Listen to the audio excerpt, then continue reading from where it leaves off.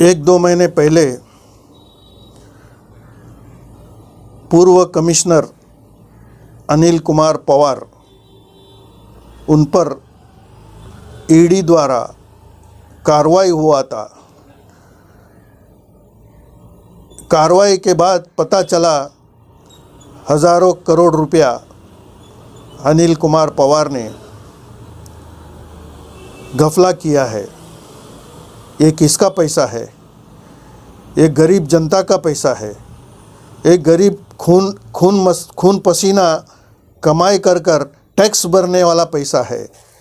ये जो रिजर्वेशन जगह है, जो गरीबों के लिए, जो हॉस्पिटल के लिए, जो स्टेडियम के लिए, गार्डन के लिए, इसी तरह रिजर्वेशन जो होता है सरकार के तरफ से, वो ज़मीन को बेचकर बिल्डरों को फ़ायदा पहुंचाने के लिए, नेताओं को फ़ायदा पहुंचाने के लिए इन्होंने जो हज़ारों करोड़ रुपए का घपला किया था, उसका खुलासा ईडी द्वारा किया था। लेकिन एक दो महीने के बाद, दो तीन महीने के बाद जांच होती है, उसको ईडी के कब्ज़े में रखकर पूछताछ किया जाता है, उसके पूरे परिवार को पूछताछ किया जाता है। लेकिन एक बहुत बड़ी बात कहना चाहता हूँ, अनिल कुमार पवार और उनके परिवार के सभी लोग इस षड्यंत्र में और इन घपलों में शामिल हो सकते हैं, क्योंकि ये पता चलता है, सोशल मीडिया के अंदर वीडियो वायरल है, जो अनिल कुमार पवार को क्लीन चिट दे दिया गया है। लेकिन ये क्लीन चिट किस लिए दिया है, किस वजह से दिया है, इसको किस वजह से अरेस्ट किया था, किस वजह से ईडी की जांच बिठाई गई थी, ईडी ने छापा मारा था, इसके पीछे कुछ मकसद हो सकता है। मकसद ये है क्योंकि इनका जो भी कामकाज था खलास हुआ था, आखिरी दिन इनको हर एक नेताओं ने सम्मानित किया, इनको पगड़ी पहनाया गया, इनको शॉल ओढ़ाया गया, इनको पुरस्कार दिया गया, क्योंकि ये कमिश्नर थे तो इनका वक्त खलास हुआ। जो कार्य करते थे वो वक्त खलास हुआ तो इनको अच्छी तरह अलविदा करना चाहिए। उस हिसाब से कुछ नेताओं ने, आप देख सकते हैं तस्वीर में, वीडियो में, तो किस तरह से उनको इज्जत देकर, सम्मान कर अलविदा कर रहे हैं। उसके तुरंत बाद दूसरे या तीसरे दिन उनके घर रेड गिरता है ईडी का। ये सब एक स्टैंड था कि मेरे हिसाब से जो भी जितना भी समय अनिल कुमार पवार ने वसई विरार महानगर पालिका के कमिश्नर के हैसियत से काम करते थे, उसी दौरान बहुत से घोटालों में वो शामिल थे, और भी बहुत से घोटालों में वो शामिल हो नहीं सके या उनकी सिग्नेचर नहीं हो सका, तो सिग्नेचर कराने के लिए ये सब स्टंट हो सकता था। वो इतने दिनों में, इतने महीनों में, दो तीन महीने के जो भी कार्य था ईडी के अंडर में, तो काम उन्होंने करके दिया होगा, हो सकता है तो उनको रिलीज़ मिल गया, वो क्लीन चिट हो गए। लेकिन सवाल ये है, करोड़ों रुपए की संपत्ति, हज़ारों करोड़, एक दो करोड़ नहीं, हज़ारों करोड़ की संपत्ति अलग अलग लोगों के नाम पे, अलग अलग लोगों के नाम पे कंपनियां, इनके ही परिवार के, इनके बेटी के नाम पे हज़ारों करोड़ की कंपनी चल रही है, इनकी पत्नी के नाम पे हज़ारों करोड़ रुपए की कंपनी चल रही है, लाखों रुपया, कई लाखों, 1-2 लाख नहीं, कई लाखों रुपया महीने की आमदनी है। ये मैं हिसाब नहीं बता सकता कि ये देश को कहाँ लेके जा रहे हैं। ये हमारे नेता किस तरह से देश को ले जा रहे हैं।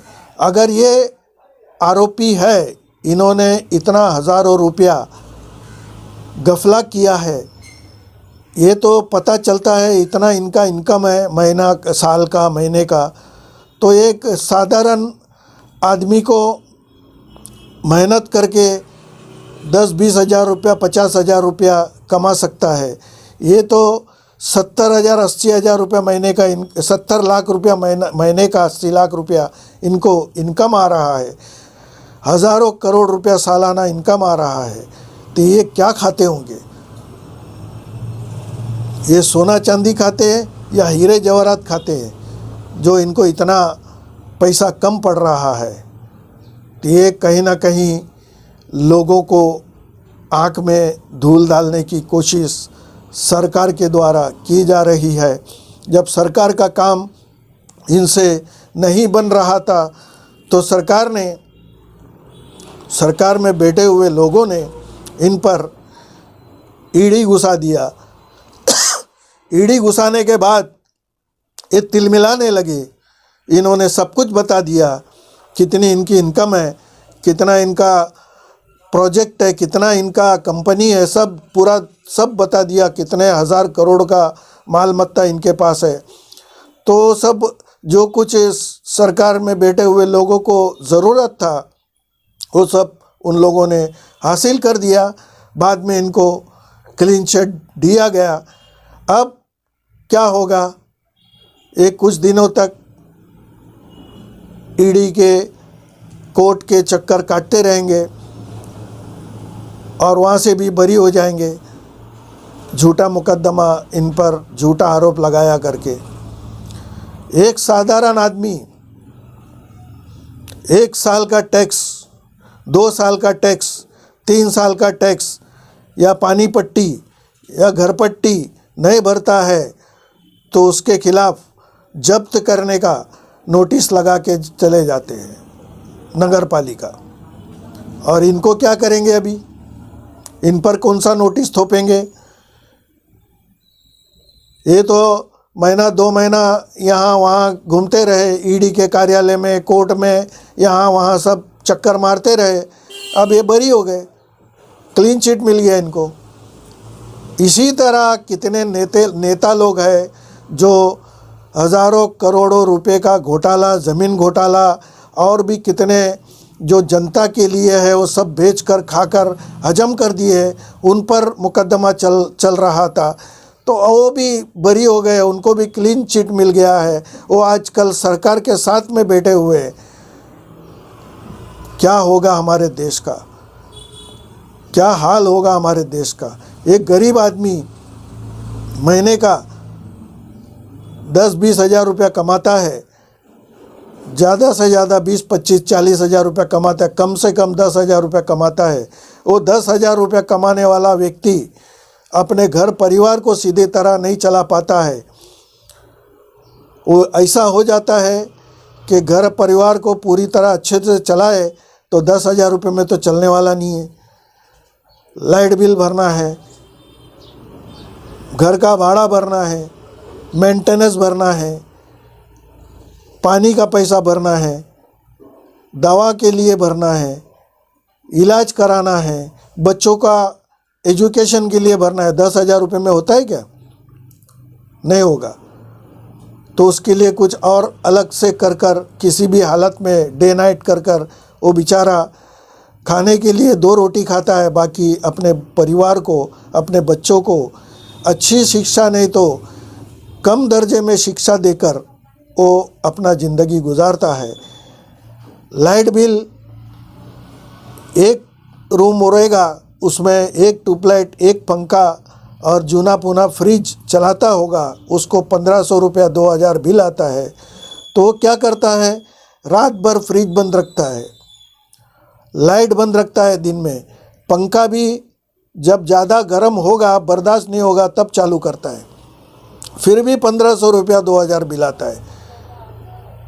ऐसे गरीब लोगों का साथ सरकार में जो बैठे हुए लोग हैं ये नहीं देते हैं। इनका जो तकलीफ़ है उसको और तकलीफ़ दे के इनका खून पसीने का कमाई किस तरह से उनके हाथ में आना है, वैसा हथकंडे वापर कर इनको बिजली के द्वारा जो कमाई होती है, एक्स्ट्रा जो मंथली एक्स्ट्रा जो चार्ज ये लोग लेते हैं बिजली वाले, जो मीटर चार्ज होता है, मीटर तो चार्ज एक बार लगाते हैं तो उसको दिया जाता है, ये हर महीना 520 560 रुपया हर महीना बिल के अंदर ऐड करके आता है। और बाकी 10-15 टैक्सेस होते हैं, रोड टैक्स है, रोड में जो लाइट लगता है, जीएसटी है, और भी कितने जो रिपेयरिंग वगैरह इन लोग करते हैं, वो तो साल में एक बार, 6 महीने में एक बार, 2 महीने में एक बार करते हैं, लेकिन हर महीना लोगों से टैक्स के हिसाब से पैसा लिया जाता है। तो कहाँ से गरीब आदमी उठकर खड़ा होगा? आज गरीब आदमी की हालत ख़राब है, नौकरी धंधा नहीं के बराबर है, खाने को नहीं है, किस तरह से इंसान जिएगा? एक तरफ देखो हज़ारों करोड़ रुपया लूट कर खा रहे हैं बिंदास, और 1-2 महीना ईडी या सीआईडी या कोर्ट कचहरी धक्का खा के, इनके वकील रहते हैं, इन लोग उसको कागजात वगैरह कोर्ट के सामने पेश कर कर तो बरी हो जाते हैं, ये झूठा आरोप है करके, तो ज़िंदगी भर बैठ के वो खाते हैं। इस तरह से हाल चल रहा है। आज देखेंगे आप लोग, ये 2-3 दिन से जो वीडियो वायरल हो रहा है सोशल मीडिया में, अनिल कुमार पवार को लेके किस तरह से बरी हो गए, किस तरह वो ईडी के छापे पड़े, ये सब लोगों के सामने है। लोग अचंभव में है कि ये कैसा हो सकता है, एक आदमी के ऊपर ईडी छापा मारती है, करोड़ों अब्जों रुपए का पैसा, रुपया, सोना, दागीने, हीरे जवाहरात, ये सब हाथ लगता है, प्रॉपर्टी हाथ लगता है ईडी को, उसके बाद में क्लीन चिट मिलता है। ये अंधेर नगरी चौपट राजा है, यहाँ पर इंसाफ गरीब को कभी नहीं मिलेगा, आम आदमी को कभी इंसाफ नहीं मिलेगा। इंसाफ के लिए गुहार लगाते रहेंगे, गरीब लगाते लगाते मर जाएंगे, लेकिन इंसाफ नहीं मिलेगा। देखिए सारा यूट्यूब न्यूज़ चैनल, मैं अब्दुल लतीफ़ इब्राहिम शेख, एक समाज सेवक, लाइक कीजिए, शेयर कीजिए, सब्सक्राइब कीजिए। धन्यवाद। जय भारत, जय महाराष्ट्र।